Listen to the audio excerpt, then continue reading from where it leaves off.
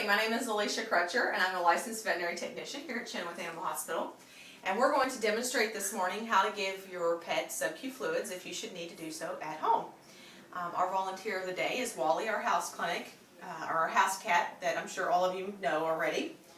We're going to start out with our IV line. We've already flushed the line of any air that could be in it.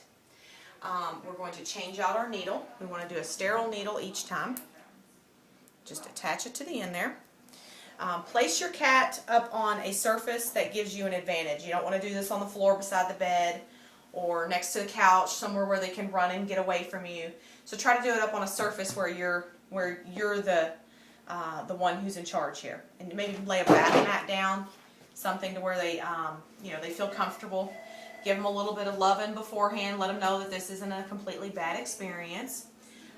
Usually, if you have a pretty good cat, which Wally is. He's pretty used to this. He gets this on pretty much a daily basis.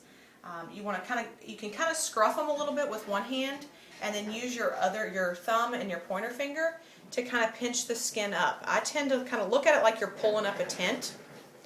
Go ahead and remove your needle. So you're pulling up a tent, and you're sticking your needle in the door of that tent, and just poke in, and then just kind of let him sit.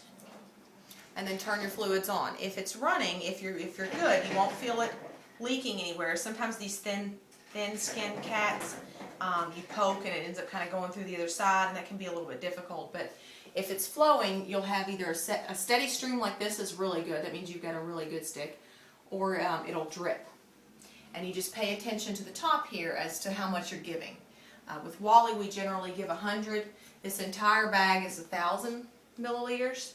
And so we're starting right at about probably 250. And just let them feel comfortable, pet them, kind of rub the face, they like their face being rubbed. Talk to them, give them treats, something that makes this a positive experience for them. Wally. He hates this. Like I said, Wally gets this every other day, so he's the perfect candidate for this. If you have a bad cat at home, or not even necessarily a bad cat, just a cat that doesn't tolerate it very well, get somebody to help you. One person maybe scruff them and kind of hold them down, and the other person do the poking and the monitoring of the fluids and everything.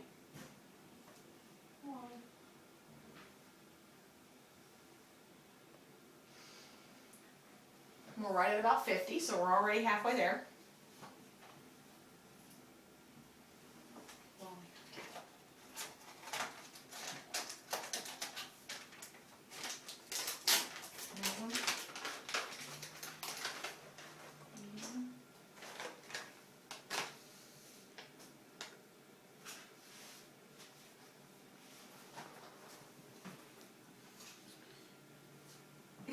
He's mad. Alright, and we're there already. So when you cut your line off, you roll it down, and basically what it's doing is this roller in here is just pinching off the line. Some of the lines do have this little guy here, which you just squeeze, and it basically pinches the line so that it stops dripping. When you remove the needle, just kind of try to pinch the area around where you've exited, just to kind of give the skin time to kind of close off around where your needle was.